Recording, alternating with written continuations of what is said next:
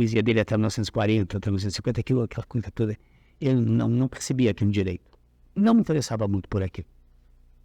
Preferia o manual, com suas clarezas e tudo, com suas evidências. Eu já fui perceber mesmo a poesia do Drummond já bem avançado nos anos 50, por ordem deliberada de certas pessoas, dizendo, não, que é isso, você tem que ler o Drummond direito, nós temos história, você está aí e lê, etc. Então eu tinha que prestar contas daquilo para poder entrar naquele mundo drummondiano. Não era muito não era muito o meu temperamento. Não obstante, no momento que eu tive Jorge Nilo debaixo dos olhos, e foi muito cedo, foi muito antes disso, aquele entrava em mim, aquele batia com a minha sensibilidade, que era uma coisa impressionante. Eu não seguia a leitura, porque eu era muito garoto e fazia tudo assim de maneira intermitente, assim, li um pouco, depois larga, mas aquele ficava assim, ecoando, ficava me segurando. E eu acho que foi isso que aconteceu com a literatura brasileira de modo geral. Por mais que depois eu viesse a me tornar um poeta bem diferente disso, que a minha sensibilidade fosse desenvolvendo no sentido muito mais racional, etc., mas por esforço, na verdade essa sensibilidade me contaminava com a umidade. Ninguém pode evitar a umidade, ela está no ar, todo mundo pega. E não fosse a influência constante de Manuel Bandeira e Cecília Meirelles ali, né, eu teria talvez descambado nessa coisa. Né? E descambar foi o que o pessoal fez. De repente estava todo mundo escrevendo lá Jorge Lima, sem a capacidade dele. Né? Quer dizer, então isso aí criou assim, uma torrente de subliteratura no Brasil que foi bastante perigosa num certo momento. Eu cheguei a detestar aquele negócio. Então eu me curava de tudo isso, eu me cuidava disso de uma maneira enorme. E a minha primeira sequência de sonetos, a qual eu assinei embaixo, que aquilo era mesmo que eu tinha feito, foi a que ganhou, chama-se Energia Obsessiva, está na Anulação dos Reparos, é todo o contrário do Jorge Lima. É um esforço assim para fazer um soneto racional, inteligível, do princípio ao fim. Mas, na verdade, isto era aquilo que me saía com mais facilidade, a confusão. Né? E havia uma série de 30 sonetos no momento que eu tive que jogar fora, destruir. Espero que não apareça nunca por aí. Que era puro Jorge Lima. Eu nem sei como tinha parar isso. Vestidos, que coisa impressionante. E joguei aquilo fora, assim, isso mesmo naquilo. E pus-me a trabalhar com seriedade a partir de 58 neste livro, 59, 58, né? Nessa outra série, que era um antídoto daquilo. Mas isso deve ter acontecido com todo mundo, com muita gente. Todo mundo que fazia. Porque, veja a importância disso, ele renovou o soneto, como ninguém tinha feito. O soneto continuava sendo aquela coisa meio ancien regime, meio maneira antiga de fazer as coisas, enfim, meio fácil, uma fórmula de facilidade. Havia sempre esse perigo rondando o soneto, de repente não havia mais. E isso não é fácil de fazer. Isto aqui você só pode fazer mal. Você não pode fazer bem isto. Se você fizer bem isto, você pode fazer bem uma porcaria parnasiana. É a coisa mais fácil do mundo. Se a fórmula está toda ali, como eu acabei de dizer, A, B, C, D também, né? Você compõe aquela coisa para dizer bobagem. Ao passo que aqui não. Aqui o conteúdo define. O conteúdo é mal contido, ele é aguentado, assim como um grande chácara aguenta, assim, 14 pessoas nervosas na porta de uma boate. Quer dizer, não é muito uma coisa assim. A coisa, a qualquer momento, pode get out of hand. Pode, de repente, sair do controle. Então, é essa tensão entre um conteúdo, uma substância poética maior do que a forma que está tentando segurá-la, e que não é determinada pela forma, nem vem da tensão da forma com a inteligência, ela vem de... Né, e que trata de entrar ali, usar aquele colete, dar aquele nó na gravata, aquele negócio todo, etc. Você sabe que você está vestindo um javali, botando de garata no javali, por qualquer hora o javali dá uma chifrada. É uma coisa muito precária esse equilíbrio. Você dirá, mas não, evidentemente que isso não existe, evidentemente que a coisa pende para o lado do inteligível, pende para o lado do ininteligível.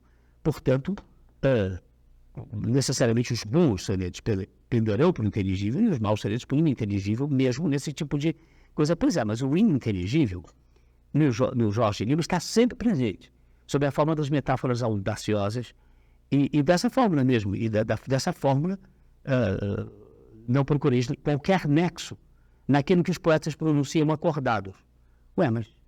Pois é, se eles tivessem dormido, tudo bem, vai ver que há um nexo aí. Mas como aqui nós estamos fazendo um soneto, uma operação de gente acordada, ou seja, estamos fazendo um soneto, você precisa estar acordado para saber o que está fazendo, você precisa saber o que está fazendo. Como é que este nexo, né? Aquilo que lida é um nexo. Há que haver um nexo entre tudo aquilo. Esse nexo é bem delimitado. Já se sabe qual ele deve ser. Tem que ter uma tal forma assim, tem que ter 4 estrofes, 2 delas são quartetos, que rimam entre si, e depois tem que ter mínimo 10 tercetos que também rimam entre si, as rimas, não é? Bom, isso aí é nexo, par excellence, né? Do ponto de vista formal, é o nexo por excelência. Mas o que você vai dizer, o que você vai fazer, não é pertencimento do nexo, mas é o mundo do desconexo. E essa extraordinária atenção é a grande contribuição de Jorge Lima para a nossa literatura, é aquilo que vai para a nossa sensibilidade, é aí que ele vai dar uma lição de fazer caber um lago no Didal, que ele vai fazer. E ali ele vai equilibrar o cabelo na ponta da agulha, e você verá, bom, então, se isso é possível, evidentemente está tudo em questão outra vez. Quer dizer, não existe uma regra formal pela qual você possa conter o mundo. Mas, por outro lado, também há sempre uma regra formal na qual você pode referir o mundo. E a forma não é incompatível com o domínio da forma, o império da forma não é incompatível com uma prospecção vastíssima, até mesmo no inconsciente. E não se trata de um truque, porque um truque é outra história, um truque não funciona. Um truque é uma fórmula que vai sendo repetida, no fundo você diz, mas isso eu já sei como é. Não é assim, você nunca sabe. Esses sonetos surpreendem a cada passo. E as escolhas do Renato, que são as escolhas do Paulo Mendes Campos, que ele colocou aqui, eu creio que você copiou todos eles, não? São muito curiosas, é o Paulo Mendes Campos. Existe uma outra leitura de Jorge Lima, porque Jorge Lima você tem que fazer uma leitura. Não é um poeta que já fez a leitura para você. Um poeta perfeitamente organizado, você lê tudo. E ele já organizou a maneira como ele vai ser percebido. Ele já, de um certo modo, organizou a sua cabeça para você. Esse é o caso do Manuel, certamente o caso dos poetas mais deliberados, como João Cabral, Dona Cecília, o próprio Vinícius, que você só pode ler de uma maneira, como ele foi colocado, não é isso? Mas com o Jorge Lima, porque ele desorbita, porque ele está sempre, assim, nos limites do desorbitado, não é? Há várias leituras possíveis. Há vários modos de entrar nesse universo. Porque como uma enorme floresta, você entra por aqui, por ali, por ali, por acolá. Há vários itinerários possíveis dentro dessa floresta, em busca de clareira em clareira, e há várias maneiras de entrar e de sair dela. Sair já é mais difícil. Mas ali há várias direções possíveis. Num mundo perfeitamente organizado, um jardim francês, aqueles ficos aqui, né? Você só tem que seguir ali a coisa, você entra e sai, pronto, a coisa está resolvida para você. Com Jorge Lima, há várias leituras possíveis. E uma muito interessante, que eu andei vendo recentemente, está na série Os Melhores Poemas de Jorge Lima, dessa série da Global, e quem faz isso é o Gilberto Mendonça Teles. Ali ele tem uma escolha até mais vasta dos sonetos, e é curioso cotejar essas duas leituras. Para quem quiser conhecer melhor Jorge Lima, que é um desses poetas que chama atenção. Você lê uma vez o João Cabral ou Dona Cecília, você sabe como é aquele universo. Você basta ler com atenção, etc. E aquela leitura que é proposta pelo próprio autor, você uma vez feita ela, você conhece aquele autor. Mas o Jorge você não pode ler assim não, porque você fica perdido ali dentro. Você fica perdido e você fica divinamente perdido. Você se sente muito bem perdido ali naquela vasta confusão. Mas é uma coisa curiosa. Quando eu era muito pequeno, e devia ser muito pequeno mesmo, porque eu não me lembro nem em que circunstância isso foi. Eu sei que de repente eu acho que é a mesma coisa que o eleitor Jorge Lima deve sentir, isso que eu senti. Eu tinha o quê? Não sei. Antes da guerra terminar, certamente 4 anos. Alguma coisa assim, era muito menino. E havia uma recepção, eu não sei dizer como foi isso. Eu sei que repentinamente, em que circunstâncias isso se deu, mas subitamente, eu escapei do jardim, onde eu estava ali, com as pessoas tomando conta de mim, eu saí dali e entrei nessa casa, nesse casarão, fui lá para dentro, fui andando, e de repente eu me encontro no salão das mulheres, que estavam descansando da festa, iam todas para lá para um canto, não era uma festa, devia ser, elas estavam todas à vontade, ou seja, de combinação, de anágua, não estava vestida como a gente via aquelas mulheres vestidas com bibelôs que nunca se moviam, só apareciam intactas inteiras. Repentinamente aquilo estava tudo aos pedaços. Cabelos soltos, perucas ao ar, uma confusão que qualquer pessoa teria sentido agora. Mas um menino de 4 anos que nunca tinha visto 30 mulheres juntas num lugar assim, né, de todas as idades, aquele cacarejo, e tudo assim aos pedaços, mas quer dizer, eu fiquei tão desorientado, depois aqueles perfumes, toda aquela confusão de perfumes femininos, que eu fiquei assim, me entristecido ali, e eu me lembro que eu fazia assim, que eu era muito pequeno e fazia assim, porque havia uns panos brancos assim ali em volta, você acharam agora, né? Eu tentando abrir caminho no meio daquilo, e elas todas achando muito engraçado que ele tinha entrado ali, e nada de me deixar sair, e eu tentando chegar ao outro lado daquela enchente, daquela enxurrada, para ver se eu saía do informal para o formal outra vez, né? Precisava dessa experiência. Uma outra experiência do mesmo tipo foi quando eu me perdi no Jockey Club, também por volta da mesma época, porque de repente, não sei como, solta-se a mão, etc, ninguém pertence em mim, eu vou andando por aqui, de repente eu estou no meio da multidão no Jockey Club, mas não estou lá onde estavam as pessoas, onde você ficava mais ou menos, estou lá onde está o orquestra, onde estão as pessoas que ficam andando por ali, e aqueles cavalos correndo. Aquela confusão também foi a mesma coisa. Você fica assim, os cavalos correm para cá, as pessoas não estão lá, e você se olha, eu estou lá em cima, eu do outro lado, e você pequeno olhando aqui. Essa é a sensação que o leitor tem quando entra num escritor como o Jorge Lima, onde tudo é possível. Eu não tenho dúvida nenhuma. Quando eu entrei pela primeira vez nisso, eu me recordei dessas específicas experiências, em que você se defronta com o mundo do informal, do informe, não é do informal, do informe. Alguma coisa cuja forma você não apreende, a mente não apreende o que está ali. Você não entende. Aquilo é tão diferente de tudo que tem aqui, na qual o espírito de ordem prevaleça, que você fica desorientado. Então, as leituras críticas da obra de Jorge Lima serão sempre muito bem-vindas, muito inteligentes. Elas sempre acrescentarão alguma coisa. E eu estou seguindo a do Menor Satélite com muito prazer, vendo que uma outra forma de ler aquilo, né? E ali ele foi uma escolha muito maior dos livros de sonetos. O que ninguém se atreve a dizer, eu acho que ninguém disse ainda, especificamente, é que esse momento, é que essa é a grande novidade de Jorge Lima, esse é a grande obra-prima. Tudo é bom, mas aqui ele tem uma coisa de um único, né? Que o resto tem que ser medido em relação a isso. O que se segue, que é uma diminuição disso, é uma espécie de inflação dessas qualidades, inversão de Orfeu, que aí, em vez de ser só que 77 sonetos, são 479, 973, será a produção, quer dizer, uma coisa tão grande, todo tipo de forma, em que ele faz um apanhado, um popurrí geral de toda a maneira dele de escrever. Evidentemente, ali é um saco de gatos, tem de tudo. E antes era uma preparação para chegar a isso, né? O domínio da forma, o domínio formal, depois o soltar e a inspiração para deixar que venha a substância em detrimento da forma, e finalmente chegar a esse momento preciso. A essa subida assim, essa coisa assim. Se fosse, porque isso sugere que seja uma coisa qualitativa. De um certo modo é, mas não é que isso aqui não tenha, essa subida não tenha sentido. Ele vai daqui, aqui, e depois ele vem para cá, né? Esse pico aqui está o livro de sonetos. Ele é melhor poeta naqueles anos 40, a escrever os livros de sonetos do que foi antes ou vai ser depois, não. Isso não se pode dizer. Ele é mais extremamente original. Ele está mais em absoluto controle de alguma coisa incontrolável. Depois ele cede ao incontrolável.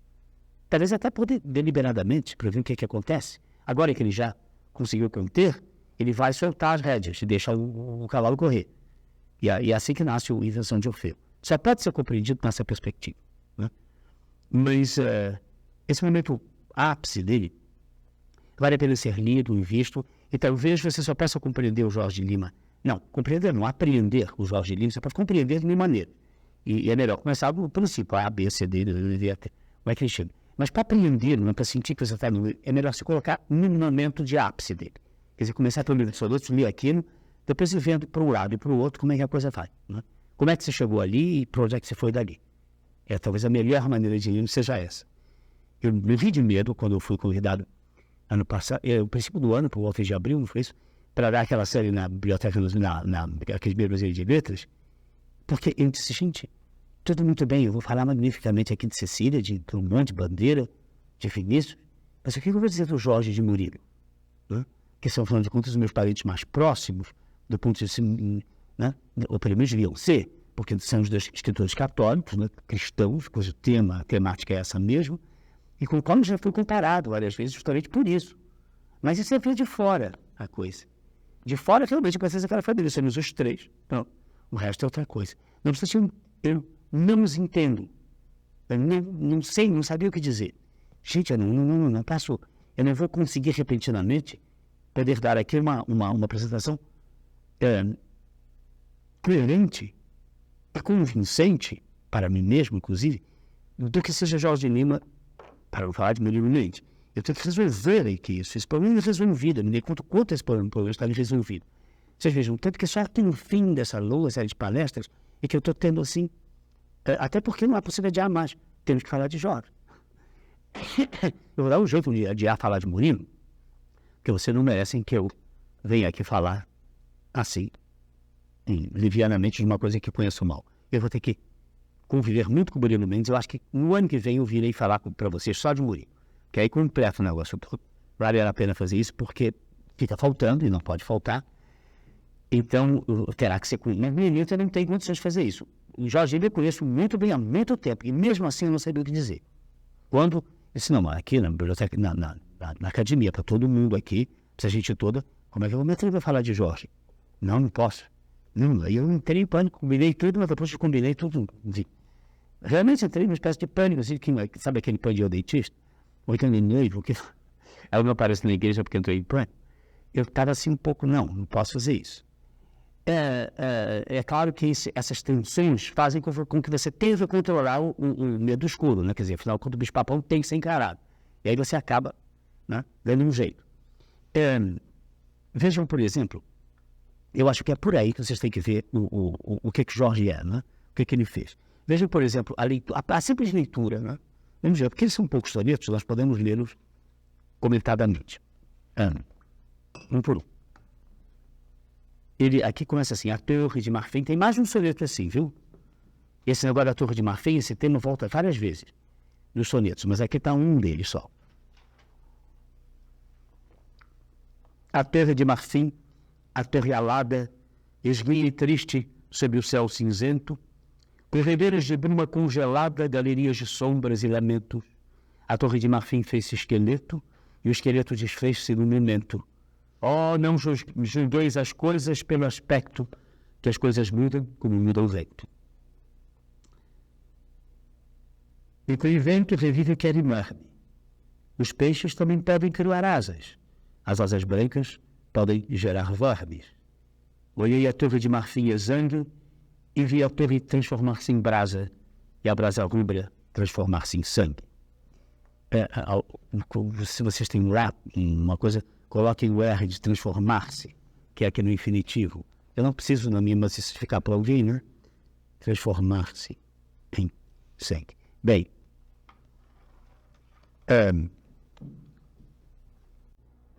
você dirá, não, mas isso não é tão incompreensível assim. Afinal de contas, tem toda uma lógica. Tem. Mas que torre de marfim alada é essa? Né? Que corredores de bruma congelada dentro da torre muito bem, essas galerias de sombras e lamentos, são uma visão meio gótica, né, da coisa. E as torres, agora, quando a torre se tornar um esqueleto, isso aí já é um salto metafórico bastante ousado. E o esqueleto desfazer-se no momento, você está vendo todo um movimento desse tipo de imagem. Não é? Se dirá, mas isso é pura alucinação. Sim, mas é justamente isso. Aí ele vai buscar no elemento alucinatório um nexo com o real. Um tipo de nexo pelo avesso das coisas. E ele faz isso dentro da ordem dos 14 versos. Aí é que está a grande novidade. Mas esse é um dos sonetos mais bem comportados. Vocês vão ver coisa pior. Aqui, afinal de contas, as coisas, uma coisa vão virando outra, etc, etc. Isso, né? Isso é quase Lavoisier, nada se perde, tudo se transforma. Né? Até aí, nós já tomamos essa sopa antes. Mas, quando ele vem, sinto-me salivado pelo verbo, rodeado de presenças e mensagens, também outra vez aqui é no plural, presençar. Sinto-me salivado pelo verbo, rodeado de presenças e mensagens, de santuários falhados e de quedas, de obstáculos de linhas e de muros. Aqui ele renunciou, aparentemente, à rima. Quer dizer, que você não tem a rima do A, B, B, B, tem, alada com congelada, cinzento com lamentos e monumento com vento. Você não tem isso, você tinha no soneto anterior. Não obstante, você sente a estrutura do soneto, que não está simplesmente no ato de rimar, mas no ato de tudo ser resolvido em patos e versos. Aí é que está o grande problema. Sente-me salivado pelo verbo, rodeado de presenças e mensagens, de santuários falhados. O que seria isso? O que seriam santuários falhados? Mas, em todo caso, é muito sugestivo. Não? E de quedas. É claro que a queda você pensa mesmo na queda no valor arquetipal, do pecado original, etc. Tudo bem. De obstáculos, de limbos e de muros. Veja como ele pega as palavras, tem que ter cada uma delas uma força em si mesma particular. E a combinação delas vai ressaltar. Mas limbos, muros, obstáculos, santuários, quedas, são todas palavras que por si só já têm uma carga simbólica muito grande. Furo as noites e vejo-te solstício, eu recolho-me ao âmago das coisas, renovo um sacrifício expiatório, lavo as palavras como lavo as mãos. É um verso espetacular esse, lavo as palavras como lavo as mãos. Você vê o gesto de Pilatos, você vê também algo mais complicado. Quer dizer, há sempre uma série de referências, de alusões às coisas. Esse é, por acaso, um dos sonetos menos conhecidos, menos celebrados dele. Esta é a zona sem mar e sem distância. Distância de quê? Ou seja, solta num espaço não referencial, que você não sabe se... que não tem limites, que não tem referência, é isso? Então, no caso, esta é a zona sem mar e sem distância. Solidão sumidouro, barro vivo, barro em que reconstruo sangue e vozes. Não quero interromper-me nem findar-me, desejo respirar-me no teu sopro, aparecer-me em ti continuado. É interessante que ele tenha guardado esse soneto, porque todos os elementos simbólicos estão aqui, toda a força simbólica, e não obstante o soneto não tem a mesma força que persuasão lírica, nem ele se mantém ou se grava, esse eu diria, um santuário falhado. Porque alguma coisa fica faltando, e o que fica faltando justamente é o poder encantatório, que não está no sentido das palavras, mas no equilíbrio entre elas, no eco que uma dá a outra, a rima. Né? Sem essa coisa da rima, o soneto tende a ficar simplesmente um velho de roupa. É uma coisa assim, uma listagem de coisas. Se elas, quando a tirania da rima faz com que elas ecoem, né? O sentido tem que ecoar também, porque a rima, quando é bem sucedida, não é apenas o som que ecoa. O som tem que trazer com ele o sentido, desdobrando, por assim dizer, o sentido da primeira imagem, da segunda. Vejam, por exemplo, aqui. Não procureis qualquer... Bom, esse é um soneto quase ars poética, então nós temos que... Então vamos olhar, vamos ver aqui em seguida. O que há sob essa máscara em pranto seco, pranto final sem lágrimas, calado. A pele ressecou-se em fruto seco, a fronte dolorida, o olhar parado. Não há saída mais para esse beco, tudo perdido, tudo consumado. O que há sob essa máscara em pranto seco, sem esponja de fel e último brado. A referência à coisa da cruz é óbvio, aquele momento da esponja de vinagre, não é? As formigas subiram pela frente e desceram ligeiras pelos cravos, outra vez, das patas ressequidas pelas unhas.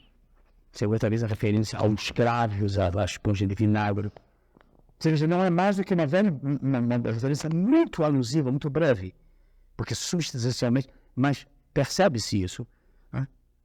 Apesar disso. E o que confere uma certa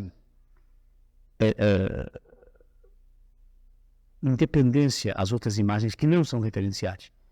Então, pelo menos é nada de muito preciso, como o episódio da cruz. Cadáver seco em solitário monte, sem complacências e sem desagravos, sem madalenas e sem testemunhas. A referência à crucifixão é óbvia aqui, não é? É óbvia, mas ela só fica...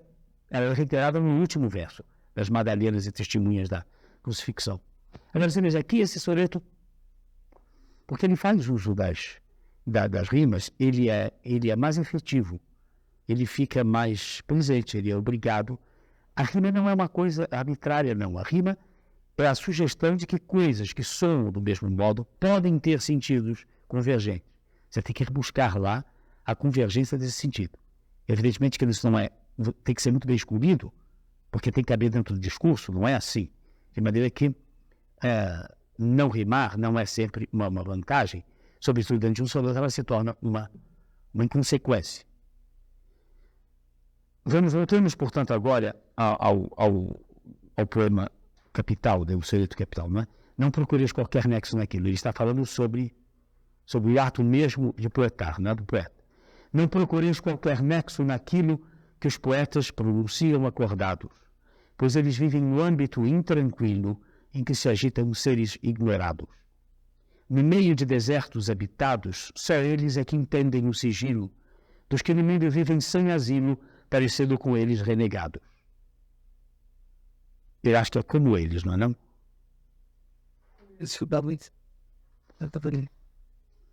Renegados com eles, então, muito bem. Eles possuem para milhões de antenas, distribuídas por todos os seus pelos, aonde apertam do mundo suas penas. São os que gritam quando tudo cala, são os que vibram de si estranhos coros, para a fala de Deus, que é a sua fala. O soneto é imperfeito, ele tem versos mal resolvidos, ele tem versos meio capeiras ao ouvido, mas ele é impressionante já na maneira como abre, isso e a proposição que ele faz. Que o poeta, a voz do poeta é a fala do poeta é a fala de Deus, não é? E que existe a óbvia proporção dos dois primeiros versos.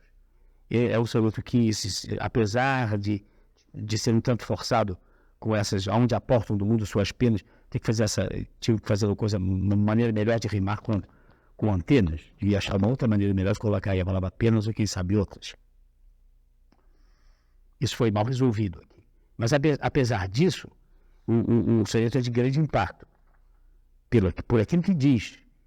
E mesmo dizendo mal em um certo momento, né, colocando ali mais do que do soneto cabe, e menos do que ela devia estar, né, porque aqui num verso que, afinal de contas, está assim, meramente para encher linguiça, não obstante isso, temos que arranjar um primeiro verso, com enas no final, então mete qualquer coisa que acabe em penas. Isso é fatal. Isso Ele está querendo mostrar, ele está querendo dizer que está fazendo um jogo com o poeta, seria uma espécie de ave, ou não tem nada a ver? De uma espécie de quê? De ave, ou não? Ave? Não tem nada a ver. Nesse verso? Não, aí eu acho que poderia ser plano de penar, não é? Essa questão de resolver mal, como é que uma palavra vai soar ao leitor. Isso é um erro capital. Porque aqui, justamente, você pensa mais em pena de passarinho do que em penar, do que em dores, não é isso? Mas está aqui no sentido de dores. Porque nós não usamos isso. Porque a primeira acepção dessa palavra na cabeça de qualquer um, da minha também, não é a de penas, a de dores. É de penas, plumas. Por causa do milhões de antenas, né? Pois é. Mas essas penas, se ele quis usar a ambiguidade entre os dois sentidos da palavra, penas de pluma e penas de pesares, na verdade, está falhado assim mesmo. Por quê? Você tem que pensar... né? Isso não é assim que a poesia se comunica. Ela se comunica porque ela está resolvida.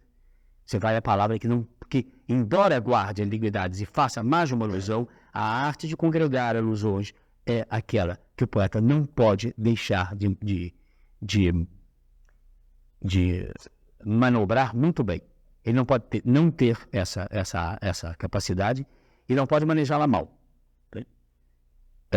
Precisa de qualquer maneira daquilo. Então aqui está mais manejado. Ele faz isso melhor em outras ocasiões. Pelo outro lado, também não era bem o que ele estava ainda fazendo. E esse momento em que ele começa a fazer esses sonetos, e por isso alguns são perfeitos e outros não são.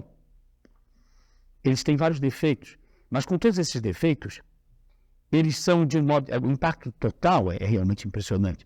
E, de qualquer modo, as falhas são muito menos importantes do que o escopo do projeto realizado, porque ele é realizado, não é? E a extraordinária beleza dos sonetos, quando eles são, apesar dos seus... Aliás, às vezes, por causa dos seus gaguejos, dando um toque ainda mais curioso, mais fora mais inesperado, a coisa toda. Não é aqui, eu não acho que esse seja o belo exemplo, não. Vamos ver se a gente acha outro, na certa achará. Solilóquio sem fim e rio revolto, mas em voz alta, e sempre os lábios duros ruminando as palavras e escutando tua consciência lógica ou absurdo. Eu acho que outra vez aqui ele está meditando sobre o que ele está fazendo, né? Quer dizer, e sempre os lábios duros, talvez os lábios duros do soneto, né? Porque aqui tem que ser ali colocado ali, assim, não pode abrir muita boca, você tem que ser ali, ruminando as palavras, escutando tua consciência lógica ou absurdo. Dentro da consciência são palavras, coisas lógicas são coisas absurdas, né? Quer dizer, ali ele está dizendo, é isso que a gente está fazendo aqui. A memória em vigília alcança um santo perpassar de episódios, uns futuros e outros passados, vagos, ondulando num implacável estribilho surdo. Aqui ele faz a rima de ondulando com o terceiro verso da primeira estrofe, escutando, assim como rima o primeiro e o segundo, e o primeiro verso de cada estrofe, revolto com solto, duros com futuros e surdo com absurdo. As rimas não se dão no interior da estrofe, mas de uma estrofe para outra, uma das variedades também que ele introduziu. Esse tipo de rima não vai, assim, é difícil lembrar a rima. Não, mas você não precisa fazer um esforço para lembrar. Não é você que lembra da rima, é a rima que faz você lembrar de alguma coisa, que não é ela. Porque a rima que simplesmente chama atenção para si é uma má rima, como uma das penas aí, mas está aqui porque é rima. Se não fosse rima, se tivesse antena, não teriam penas aqui. Então ele não tem convencido com essas penas que vieram aqui só para rimar, entende? Isso é uma coisa, justamente a rima não está chamando atenção para si mesma. A melhor rima é aquela que passa quase despercebida, mas faz o seu efeito, colega, liga, interliga tudo isso. Eu especializei-me em fazer isso, a vida inteira eu quis buscar a rima que quase não se percebesse que estava ali, mas que te fizesse, não é? Subconscientemente, quase imperceptivelmente, ligar os pedaços. Hoje em dia, isso talvez seja a contribuição particular da minha prática para a poética brasileira do Brasil, a poesia do Brasil, é que realmente mostrou que as rimas não necessitam coincidir com o sintagma, nem os ritmos, nem o metro e as rimas e os sintagmas podem ir assim, entende? E a rima pode ser sugerida, esboçada. Quem tem um estudo bonito sobre isso é o Antônio Weiss, que deve sair agora na reedição dos Deuses de Hoje, que diz a dialética da rima esboçada. Isso é alguma coisa que você encontra na poesia de língua inglesa, eu fui lá ver, etc. E trouxe para nós. Os latinos não têm tendência a fazer isso. Aqui é o tatitam, isso lá pelas tantas quebra, ou arrisca quebrar o fluxo do entendimento. E sobretudo o fluxo do discurso, que deve ser mais natural do que esse tipo de encaixe. O João Cabral, por exemplo, usa a rima de uma maneira estranhíssima, uma rima meramente mental. Você nem a ouve, nem a vê, nem a percebe, você a vê.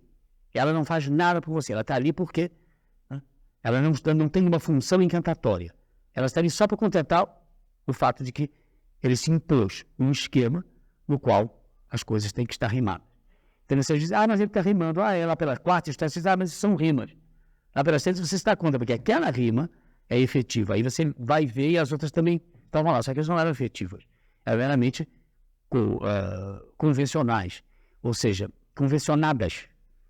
Inventou que aquilo e para dar uma estrutura, um cotovelo, um pulso, a coisa. Né? Eu não sei desfazer da coisa de jogador, isso é uma das peculiaridades dele. Né? Ele faz isso, uma rima que justamente não tem e não quer ter função encantatória. Mas isso tudo muito bem, evidentemente. Isso é uma escolha mental dele. Isso é uma proposição objetiva deliberada dele.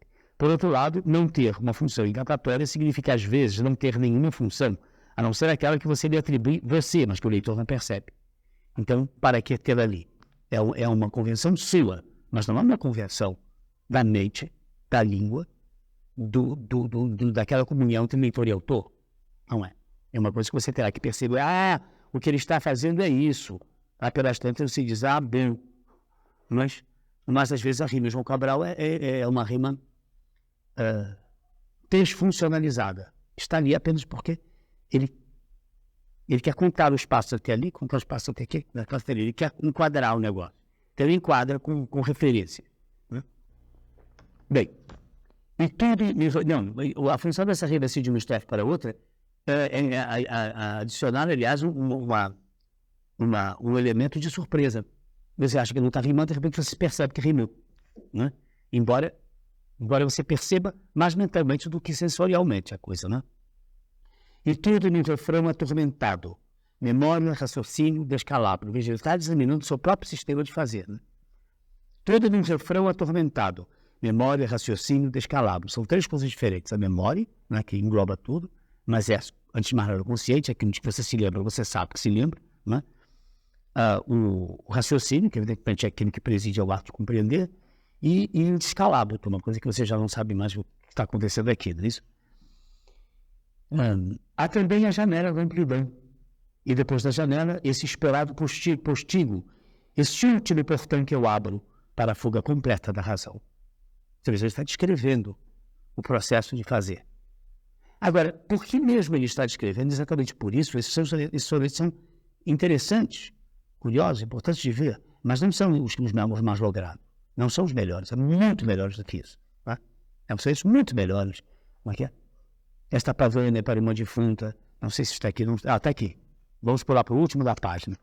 Essa pavana é para uma defunta, infanta, bem-amada, ungida e santa, e que foi encerrada num profundo sepulcro recoberto pelos ramos de salgueiros silvestres, para nunca ser retirada desse leito estranho em que repousa ouvindo essa pavana, recomeçada sempre, sem descanso, sem consolo, através dos desenganos, dos reveses e obstáculos da vida, das ventanias que se insurgem contra a chama inapagada, a eterna chama que anima esta defunta infanta ungida e bem-amada e para sempre santa. Quer dizer, em termos de litania, nada mais impressionante, né? Exatamente. Não, mas com várias assonâncias. Nem na rima precisa, mas várias assonâncias. Defunta, unta, de defunta e profundo, de profundo, né? Unta e ramos, as vogais são rimas assonantes. Esse nunca que ecoa defunta e profundo, estranho, descanso, essa pavana já vai ecoar os santas e os ramos, desenganos vai ecoar também, vida da rima ungida, aí de uma maneira perfeita, e contra e santa é o som nasalado. Quer dizer, é de uma grande riqueza de sons aqui. Vocês já ouviram a pavana que eu ia cantar aqui, mas vai me demorar muito para achar o tom exato. Acho que é em Falha, a pavana para o Infanta Defunta, do Ravel, que ele escreveu no piano, não ouviram esse nome? Procurem ouvir, isso é uma peça que ele disse que deu esse nome porque achou funny. Pavana para o Infanta Defunta, né? Pavana para o Infanta Defunta, mas é muito efetivo. E o poema, a peça de música, que fez para o piano, mas existe ele mesmo orquestrou, é realmente muito, mas muito impressionante. Realmente dá a mesma impressão dessa coisa. E aqui está uma transcrição verbal que o Jorginho não consegue fazer perfeitamente disso. Ele conhece, não conhecia isso, né? Essa peça de 1931 do Ravel. Pavana é uma litania, assim. E agora, voltamos para cá, para o terceiro soneto aqui da série. É esta angústia de te recompor, traço a traço, que tua boca dolorosa, frente que seja abriu, teu rosto escasso, ermos angelical e a airosa rosa. Desfaz-se entre mim e tua morte, em passo desvanecido e obscuro, a melodiosa dança. Afrouxa-se breve o laço que nos prendia, ó luz a rosa airosa. Desvanecida frase e pensamento, ó lâmpada marinha, tênue e vaga que te esvaz. Onde pairas, no momento em que procuro refazer-te, goza repetindo diante de mim a vaga presença angelical de oculta rosa. Este é um poema, é um caso típico aqui, em que as imperfeições, disse aqui deliberadas, dão ao poema um poder encantatório mais original ainda, porque os versos são desconexos, eles são meio desengonçados, né? Eles não fluem com aquela melodiosa exatidão de que ele é perfeitamente capaz. Então, portanto, ele se fez assim, é porque ele preferiu que assim fosse. Desfaz-se entre mim e tua morte em passo, se você for contar isso, desfaz-se entre mim e tua morte em passo, é um verso de 11 sílabas. Isso não existe, né? Desvanecido e obscura, melodiosa, essa sim. Desafrouxa-se breve o laço que nos prendia, ó musa e rosa airosa. Tudo está certinho, mas aquele verso primeiro dessa estrofe é um verso que ele só deixou assim porque deliberadamente achou que tinha mais efeito deixá-lo assim, capenga. Né? E esta angústia de te recompor, seja, aqui as cesuras saem em todo lugar, e esta angústia de te recompor, traço, outra vez um verso de 11 sílabas. Você não consegue colocar a cesura no lugar certo. Isso é quase prosa. A prosa é que não precisa colocar cesuras em lugar nenhum. Mas o verso sim. Então, quando você usa um verso dessa maneira, só mesmo o efeito do que está dizendo, né, é esta angústia de te recompor, traço a traço. Eu uso o João Domão justamente para desconectar coisas ainda mais. Que tua boca dolorosa, fonte que se exauriu, teu rosto escasso, musa angelical e irás a rosa. Ele deixa a proposição incompleta. É esta angústia que apenas a enumeração de coisas. Isso termina. Ele mete um ponto de exclamação e não acaba algum negócio. Isso é ruim? É, claro, é péssimo. Isso não é assim que se escreve. Não obstante, funciona. Porque ele está se adentrando num caminho de espinhos, numa coisa assim, uma torceira aí que é quase impossível passar por ele. Está desbravando o modo de fazer e de escrever. Que ele mesmo vai resolver durante o soneto com sensos perfeitos durante o livro, vai contar coisas totalmente resolvidas. Né? Agora, esse aqui é um poema impressionante. É esse vento indo e vindo pela porta, e o ambiente se diluindo, e com ele o crepúsculo, e como ele o crepúsculo, ou como ele? E com ele o crepúsculo. Olhar bem que a mão pendida se assemelha a uma tombada luva branca, luva morta no vinho-arte no vento. O rosto lindo começou a esvair-se e ainda contém a delícia da vida que se esfuma. Mas ninguém sabe se esse vento, quando passa gemendo pela sala obscura e vai esconder-se em seu cabelo ruivo, se é o hálito de Deus, ou antes o uivo das potências adversas à criatura, umas e outras sem trégua dialogando. É muito impressionante, não é? Mas outra vez, não é o soneto que flui como de uma maneira. Aqui o balanço mesmo sugerido, porque note-se, ele é composto, creio, de longas frases que vão, né? Os sintágmas vão, uma estrofe é outra, às vezes 3 versos, e se partem e vêm. Ele sugere um ritmo, um balanço, um modo ou outro, que no final das contas funciona pelo seu poder encantatório, mas também pela novidade e pela audácia com que a coisa é feita. Ele está quebrando, digamos que deliberadamente, mas cuidadosamente, de maneira descuidada, a estrutura lógica do verso e, sobretudo, a estrutura milenar do soneto, centenária do soneto, aquela coisa de se que ele está botando um germe de desordem ali dentro. Isso pode ser simplesmente imprudência ou pode ser um ato de total criação, que é o que ele faz. Ele realmente consegue, até nos sonetos menos conseguidos, essa escolha está muito ruim, aliás. Essa escolha não dá a menor ideia da grandeza desse livro. Ele dá assim um vago tom. Seria preciso que fosse o dedo nesse número de versos, de sonetos, e que incluísse aqui os grandes sonetos, como como é que é? Vinha boiando o corpo adolescente, do gurizinho bolando na boca, na sala. Deus avançou os cílios alendados para que ele dormia e flutuasse. É uma coisa muito impressionante isso, que se vê aqueles quadros se sucedendo de alguma coisa muito impressionante, mas aparentemente toda ela desconexa. Só que toda essa desconexão vai criando mais do que uma atmosfera, vai criando uma percepção, um método de percepção do leitor. E eis que surgem dos flancos bem amados o negro potro que me arrasta a ânsia, aranha, espigo rano em que levanto a rosa pela noite entrecortada. Vive meu peito que antes era nada, o tempo... Não é em meu peito, não é? Vive em meu peito que antes era nada, o tempo com seu pêndulo de oceano, é famosíssimo dele. Abriu meu peito. É isso. Não, eu conheço muito bem esse aqui. Esse não há ninguém que não conheça. Quem leu isso nos anos 50 sabe muito bem que sou. Vive em meu peito que antes era nada, o tempo com seu pêndulo de oceano. Coisa extraordinária. Você veja, se você pensar bem, olha a sugestão que está aqui dentro. Você não faz assim o tempo todo, o mar vai vir como um pêndulo, e o tempo, né, que teria um pêndulo, né, que seria como o oceano. Né? O oceano é um pêndulo do tempo, uma coisa aí, marcando o compasso do tempo. Coisa extraordinária isso. Vive meu peito que antes era nada, vive meu peito que antes era nada, o tempo com seu pêndulo de oceano. Minha respiração vai ao seu lado por tenebroso mar predestinado. Com o esplendor de lume subterrâneo, nas alamedas cinzas devolutas, o infeliz trevo geme entre outras folhas, a pobre condição de planta obscura, e ao álbum, um violino e um candelabro, circundado de símbolos noturnos. É muito, você veja, um simbolismo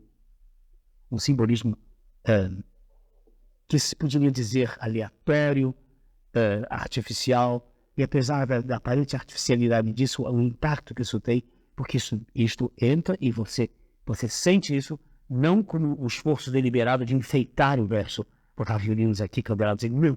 Você sente isso, que aquilo é assim mesmo. É assim onde, quando, a que nível? O que é isso? Você não sabe. Mas você sabe que agora que aquilo é poema, aquilo realmente pertence à consciência. Está, de algum modo, espelhando esses reinos obscuros da consciência.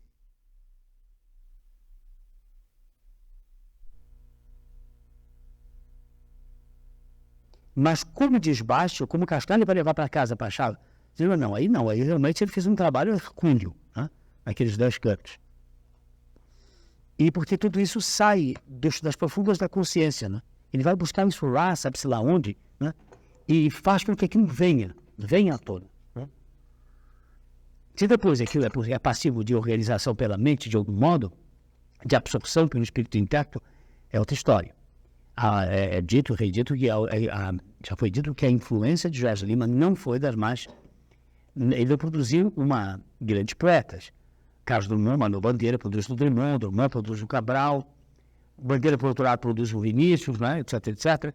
Esse nexo entre os poetas é mais óbvio em outras famílias. Jorge Lima, a prole de Jorge Lima é meio bastarda. Quer dizer, é uma coisa assim, meio aquela confusão de todas as coisas, em que parece que não há ninguém assim de grande porte.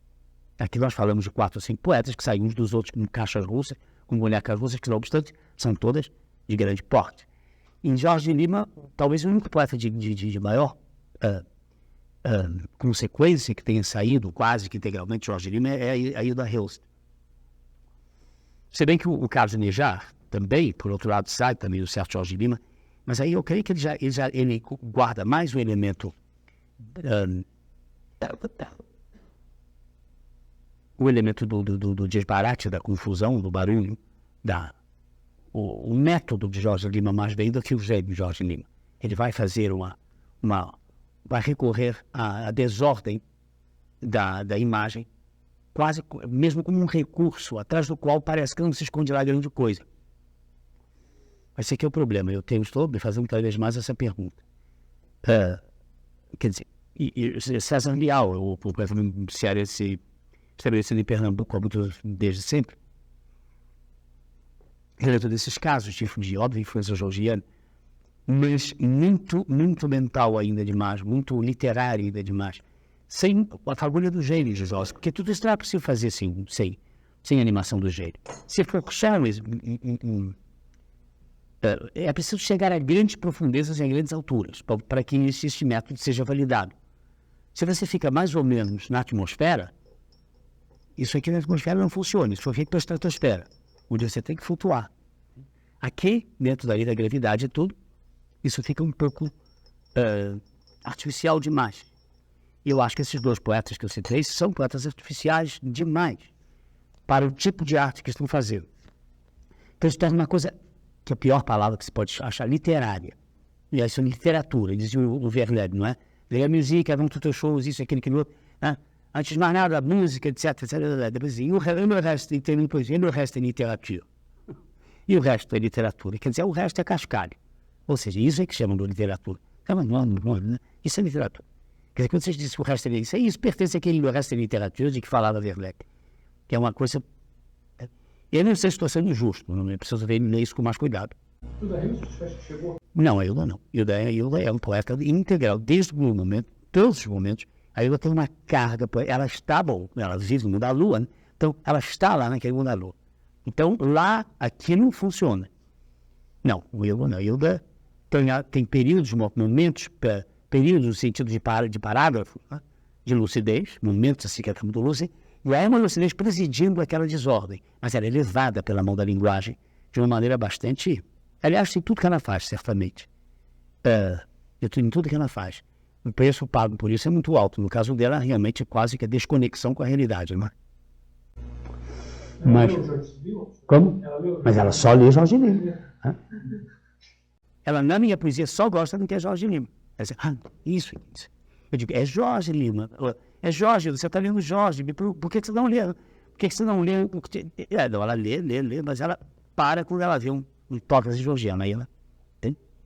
Ela, eu digo, você está gostando disso? Porque igual, a pessoa diz assim, ela diz, aí é beijo. Ninguém, você nunca vai gostar de mim, você só vai gostar de Jorge.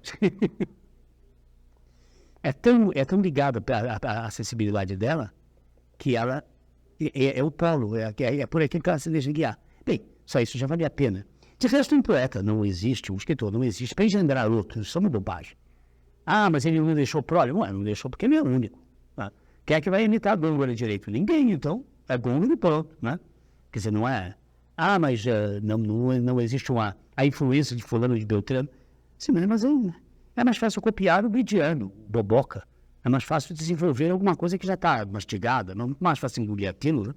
Quer dizer, na verdade, cada grande obra poética ou obra literária é um mesmo acontecimento. Ele pode manter ligações com os outros. Ele pode ter traços de família, mas cada pessoa é uma nova pessoa. Meu neto não sou eu. Quer dizer, diferente, muito diferente. Então, entende? Por aí, então. E a diferença é que importa. Porque você não vai fazer um clone. Clonagem não vale a pena. Quer dizer, o maior processo de clonagem que já se deu na literatura brasileira, desde o Olavo Bilac, que todo mundo clonava, fazia sonetos à la Bilac, é a clonagem recente de João Cabral de Melo Neto por uma série de poetículos. Mas nada disso ficou, quando tem um pepino de Bilac que vale a pena, também não é pepino de João que vale a pena. Quer dizer, qual é a vantagem de você ter legiões de epígonos? Não há vantagem nenhuma nisso, né? Pode até satisfazer a sua... Quer dizer, isso não é critério para coisa nenhuma, né? A grande lição de um poeta é sempre absorvida pelos outros, de um modo ou de outro, quanto a não seja para se defender dela. Né? Eu, por exemplo, tomei horror do perigo que isso me causava, porque eu ia ficar totalmente paralisado aí, desse tipo de coisa do Jorge, porque é realmente um convite à bebedeira permanente. Você fica no estado aí. Né? E era preciso manter enfim, é preciso manter a consciência do que você está fazendo. Não é que não existisse sempre isso, mas até para mim foi importantíssimo. As pessoas me diziam, sobretudo o João Cabral, mas que história é essa, mestre meu, no programa que eu escrevi a Jorge Lima, né? Poeta, mestre meu, difícil. Disse, mas como sou mestre? Você não já ouviu? Sim, João, sou sim. É meu mestre, sim, porque ele me ensinou tudo que eu não sei fazer, que é melhor não tentar fazer, que não pode ser, que não dá certo, que eu não vou conseguir. Eu não sei andar de bicicleta em fio de telefone, não sei fazer isso. Quer dizer, então é melhor não me meter a fazer isso. É o mestre no sentido de mostrar aquilo que só ele sabe fazer, que eu não vou conseguir fazer direito. Quer dizer, o mestre até é o antimestre, mostrando a antítese daquilo. A parte, o fato de que você vai procurar, eu vou descobrir infinitamente da Catarina, não paro de achar referências a Jorge Lima, que eu mesmo não sei. São tão subconscientes que lá estão. Mas você vai ver e comparar a gente, né? Que isso aqui, esse soneto e aquele. Soneto da Catarina, 30 anos depois, e aquele, os Jorge, são parecidíssimos. Tinha muita coisa igual. E essa é a verdadeira influência. Quando a coisa deixa de ser ela é tão profunda, ela entra em você de tal maneira que você já nem sabe. Como o neto não sabe que está repetindo o gesto do avô, que faz assim, não assim. Né? Quer dizer, e aquilo está nos genes. E os genes literários, né? São assim, são dessa ordem. Quer dizer, esse tipo de influência subcutânea é muito mais efetiva do que a deliberada imitação, que é epigonística de uma coisa cuja fórmula te agrada, você vai fazer, vamos aplicar a mesma fórmula e quebra a cara. A parte ninguém conseguiu imitar a Negra Fulô, ninguém conseguiu fazer aquilo, ninguém falou ninguém, não tem nada disso. Só permanente porque não é irrepetível e ninguém se meteu a repetir, né? Agora, outros poemas menos óbvios, porque a fórmula é mais difusa, a pessoa acha que talvez possa fazer e nem sabe que está repetindo. Essa posição essa posição antitética é assim, uma coisa assim fera da coisa, mas que dá a escala ao resto. É a grande posição desse moço, desse senhor Jorge Lima na nossa poesia. É realmente ele foi muito, mas muito, muito resistido, uma vez que o impacto foi tão grande nos anos 50 que eu assisti no final dos anos 50, já nos anos 60, uma reação lógica contra o Jorge.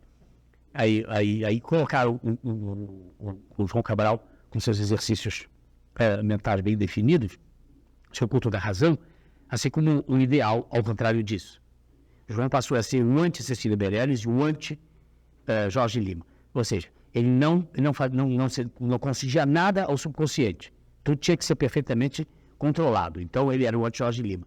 Ele não conhecia nada ao lirismo, nada à música natural das coisas, a tradição, portanto era o anti-Cecília Meirelles. Fantásticas essas coisas. Essas figuras são, na verdade, complementares, elas não se opõem.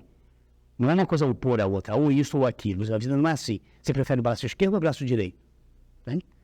Isso não tem sentido nenhum. Quer dizer, o corpo é assim, o corpo é cheio de variedades, etc., opostas no sentido de que um cara vem do outro, complementares. Essas coisas são complementares. E é uma grande fortuna de uma literatura tão jovem quanto a nossa ter uma tal variedade, justamente, né? Agora, umas observações que, à luz de Cecília Meirelles, de Carlos Drummond, de Manuel Bandeira, de Jorge Lima, que são 4 coisas que são completamente diferentes.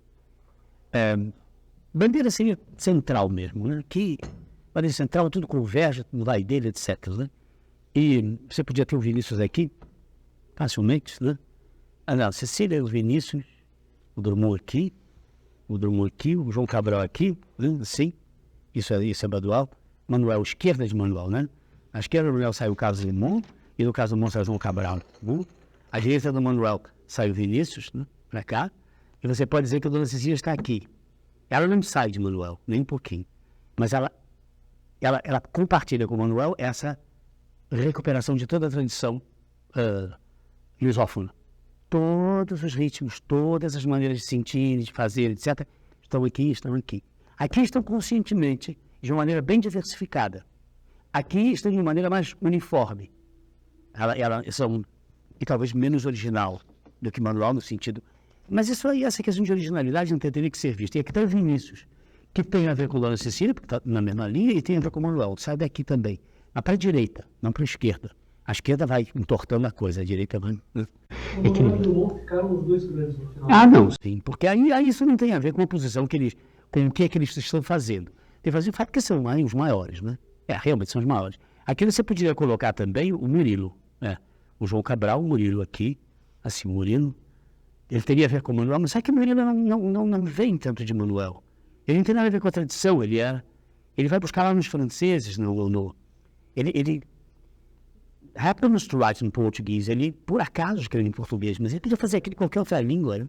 Quer dizer, não é uma coisa da língua portuguesa, ele foi buscar nos franceses, no surrealismo, ele foi buscar alguma coisa, tem, é claro, a ver conosco. E nesse sentido, sim, ele podia ter colocado aqui nos poemas que fazem mais sentido, desse lado, então no caso para a esquerda, claro. O senhor, Cadeira Prado, entraria onde? Eu acho que dos 4 poetas de mais significação desde então, que seria o Ferreira Goulart, que fica aqui, né, do lado bem solar mesmo da coisa, bem lógico, bem resolvido, e ligado a Carlos Drummond, João Cabral e a esse Bandeira coloquial, não é isso? Bom, a Adélia fica também por aqui, deste lado, se bem que talvez mais para o centro, porque ela tem a ver com o Drummond, tem a ver com muitíssimo, tem a ver com o Manuel, pelo coloquial, pela maneira tão elegante de ser coloquial, e ela tem a ver com o Murilo também pelo... Não, o Murilo nem tanto, mas sim, pela menilidade, tem alguma coisa a ver com esse pessoal aqui. Ela não tem nada a ver com Dona Cecília, com Vinícius de Moraes, você não tem mesmo. Ou com Jorge Lima, não tem mesmo. Porque onde é que ficaria Jorge nessa confusão toda aqui? Bem, ele ficaria rodando assim com um planeta Saturno no meio disso, entende? Ele não come solto, assim, ele não tem lugar fixo. Ele está aqui, assim, dando... E Machado? Ah, bom. Machado é o sistema solar. Né? Tudo se encaixa, assim, na Via Láctea, que é Machado, né? Isso aqui é no sistema solar, Machado é Via Láctea, né? Quer dizer, então tá tudo aí dentro. É diferente. É diferente, eu creio que não dá para colocar Machado. Por isso é que eu não discordo do Coni, continuo discordando, que nós não temos um paradigma, não temos paradigmas do Coni. Como não? Assim, Machado é o quê, então? Vai fazer de Machado um escritor isso, um escritor aquilo? Era, sim, um supremo mestre do escrever da língua, da cidade do Atlântico, certamente. O senhor tem áudio, senhor? Eu estou a caminho da lata de lixo, mas em todo caso, visto de um outro ângulo, talvez, você possa dizer que Alberto Cunha Melo ficaria também aqui. Ele tem muito a ver com o Drummond e com o Cabral, praticamente aqui. Adélia, mais aqui no centro, ligada à Bandeira e a Drummond, mas tendo também uma grande influência quase oculta de outras coisas menos óbvias, como Guimarães Rosa e Clarice Lispector. Essa soteriologia, ela não tem nada a ver com Jorge de Lima, aparentemente. Mas, por outro lado, ela tem muitíssimo a ver com outros fenômenos, como esses dois que eu citei, os dois prosadores poéticos, por excelência, porque a Débora faz uma prosa ao limite da poesia e a poesia ao limite da prosa. Né? É isso que ela faz. Esses textos têm lugar fixo. Eu creio que, se eu pudesse escolher para te responder aqui, para ensaiar uma resposta, e nós vamos ver isso amanhã, não é isso? A partir dessas gravações que vamos fazer, eu acho que o que a minha poesia, a minha obra teria a ver, o trabalho, o conjunto disso tudo, e todos os livros vão ser republicados ano que vem, com análise sobre isso, vocês vão poder ver, não é? Ali como é que a coisa é colocada. Começa a ser colocada. Globo. Eles vão publicar todos os livros ano que vem numa coleção. A coleção, um selo, estou lendo um selo para publicar todos os meus livros, inclusive os inéditos agora. Então isso aí vai ser mais perspectiva. Se eu pudesse ver, certamente para mim o modelo é Manuel Bandeira. É daqui que sai a intenção de ser bandeiriano. Né? Se eu tinha uma intenção, era essa. Na medida que eu tenha cumprido essa intenção, é aqui, a isso que eu deveria me relacionar. O polo de gravitação, o centro de gravitação seria o Bandeira, que é o centro desse sistema. Para mim é isso, não é? Agora, de um certo modo, essa obra, como eu a tentei fazer, não ficou amarrada, eu não queria que ela se amarrasse à língua drummondiana. O meu primeiro livro é altamente drummondiano, é tão drummondiano que chega a ser embaraçoso a anulação dos reparos, não é? O Drummond adorava, ele achava, agora nasceu o primogênito, o filho que eu nunca fiz, né? Aquele que eu queria ter, né? Não, ele teve mesmo que fazer o Cabral, porque, né, tudo se paga nesse mundo. Então, ficou ali com o João Cabral. E dali saiu o João Cabral. Mas é verdade que também, essa minha poesia também tem a ver com essa coisa do Drummond, que o Manuel Bandeira torcia o nariz para isso, ele chamava pensadeira. Esse tipo de linguagem que eu mostrei aqui, quando nós começamos a ler aqui o Elegia, o Nudez, esses poemas mais convolutos, no caso do Drummond, o Drummond barroco, o Manuel não gostava. Quer dizer, se ele não gostava, claro que ele achava que era ótimo, mas ele não gostava que se fizesse isso. Ele queria que se fizesse outra coisa com a linguagem. Eu acabei imperando, porque passada aquela febre, que durou 3 ou 4 anos, eu voltei a mim e larguei de escrever daquela maneira. Se eu não entendia, quanto o leitor. Né? Então eu queria, não. O conselho de Goethe, né? Como é que é? A clareza e a cortesia do gênio nunca deixou isso na minha cabeça. Porque o Manuel é o nosso Goethe nesse sentido. Ele é sempre claro, mesmo quando ele está deliberadamente tentando o obscuro, criando uma ambiguidade. Mesmo ali, ele é perfeito, ele deixa aquilo tão formalmente resolvido que até aquela ambiguidade, até aquela obscuridade é luminosa. Bom, darkness is light enough, é Manuel. A escuridão é luminosa bastante em Manuel. E a palavra light enough, light em inglês tem duas acepções, a de luz, né, e a de leveza. Something is light, como substantivo, light quer dizer luz, mas como adjetivo quer dizer leve. Bem, Emmanuel consegue ser ambas as coisas.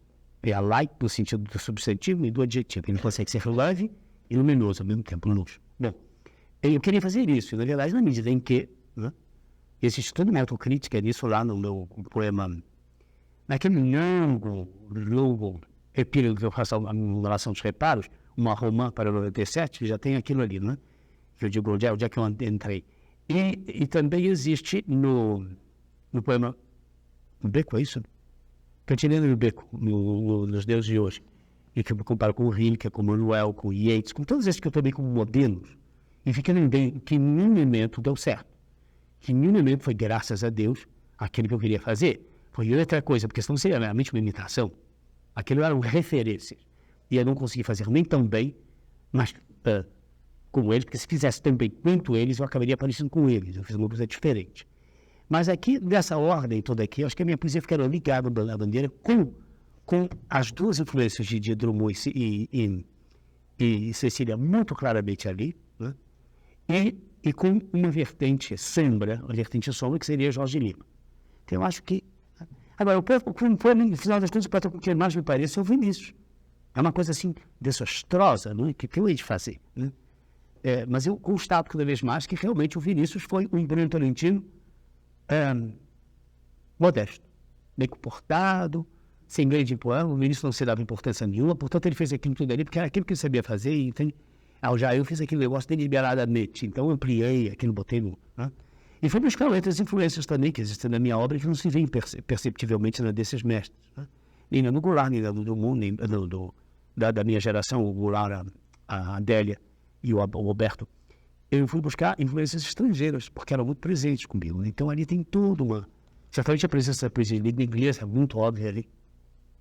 O que diversifica um pouco a minha obra, no meio de tudo isso, talvez aquilo que eu tenho logrado fazer.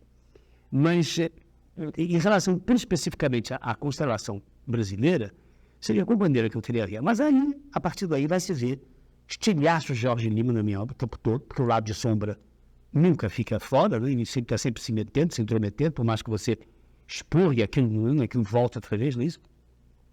Então, existe deliberadamente aqui e assim, né? O Drummond, assim, trazendo aquilo para o meu trabalho. Estamos falando disso. Não. Antes que eu diga mais bobagem. Então você tem aqui esses 7 pilares, são 7, né? Bandeira, Drummond, Cecília, 3. Jorge, 4. Murilo, 5. Cabral, 6. Vinícius, 7. 7 Pillars of Wisdom, os 7 colunas da sabedoria, que é o título do livro do Thomas Merton. Não, 7 Pillars of Wisdom é do T. Lawrence. Não todos os 7 patamares, The Seven Story Mountains é que é o Merton. Eu prefiro, aliás, que esse negócio de pilar de sabedoria, eu prefiro os patamares da montanha. Mas com esses 7 aqui, o fato de nós já termos mais uns 4 rodando em volta disso aí já não é mal, né? Porque já está quase uma dúzia, né? Eu não acho que haja mais não. Eu tenho visto, revisto, tentado rever, quem mais desde então, ali nesse quarteto, teria realmente mantido esse nível desses 7. Porque a nossa poesia, em volta desses 7, à mesma época, tem outros 7, e outros 7, sim, evidentemente, de muito menor impacto, peso ou consequência. E, evidentemente, então, desses 4 tem mais 4, mais 4, mais 4. Mas, fundamentalmente, o que você não pode passar sem são esses 7. Né? Você não pode deixar de... Isso você não pode fazer a menos. Né? Jamais poderá prescindir desses 7. E eu acho que dessa minha leva só tem uns 4 mesmo que não podemos deixar estar aí. Embora exista Marli de Oliveira, Ivan Junqueira, Carlos Nejar, chama ela a moça, Odete Fontela e Hilda talvez que eu coubesse aqui também como quinto elemento. Porque a obra da Hilda é tão difícil de perceber e tão esquiva. Ela é tão esquiva, é uma coisa tão esquiva. E foi ocupar, que você esquece de que ela é um poeta de peso e de... Você esquece porque ela mesmo quer que você esqueça. De um certo modo, ela está como colocando barreiras no meio daquilo. É como se ela quisesse que aquilo fosse uma coisa só privada. Eu já disse, ela é uma pessoa que ela tem dificuldades com auditores, com o público e tudo, porque ela detesta ser lida, ser vista. Ela faz um negócio faz uma tripla cerca de espinhos, como diz o Drummond, para colocar lá dentro aquilo que ela não quer. Mas ela estaria aqui também, está aí o quinto nome, porque é impossível. À medida que você lê e relê as coisas de Judas, você vai percebendo que, embora que esse amor me segue e não me siga, é um verso impressionante que eu li repetido no interior da Bahia, que esse amor me segue e não me siga, que ele me segue, mas não me siga, que eu fique cegado por ele. Jogo de palavras devia ser, né? Devia ficar só aí. Mas isso é uma coisa fácil de ser. Você veja o resto do poema, como tudo tem sentido. Quer dizer, essa capacidade de lidar com a linguagem no seu limite mesmo, ali onde os perigos da rapagem, no mau gosto ou na facilidade, são tantos e tais, ela usa isso com muita facilidade, com muita destreza. Ela é extremamente destra. E os ritmos de Hilda são notáveis. Agora, desses quatro que eu citei aqui, nós quatro, ela é o mais incompreensível. Ela é um poeta georgiano. Quer dizer, ele saiu desse soneto. Ela detesta Nega Fulud, que é um péssimo poema. Você está maluca? Como vai ser um péssimo poema? Uma das melhores coisas que eu já escrevi em qualquer língua. Agora, não é isso que interessa a ela. Então, entende? Isso ela acha, mas é uma coisa de negra, se abanando, com cara, roubando. Isso aí é tititi. E ela detesta tititi. Então ela não quer. Então ela não entende isso. Mas o Jorge, do qual ela sai e nem imita. É engraçado. Está sempre presente e nunca é parecido. São casos de família que você não consegue isolar. Pronto. E aí já está só 12 efeitos. Né? Que não sabe que somos mais 5. Tomara, né? Mas quem sabe, de repente, a gente descobre mais outra dúzia, né? Seria tão bom.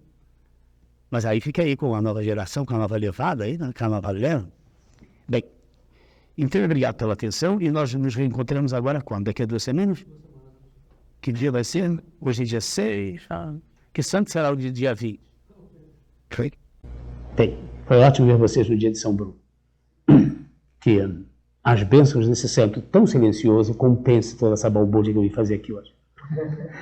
Boa noite.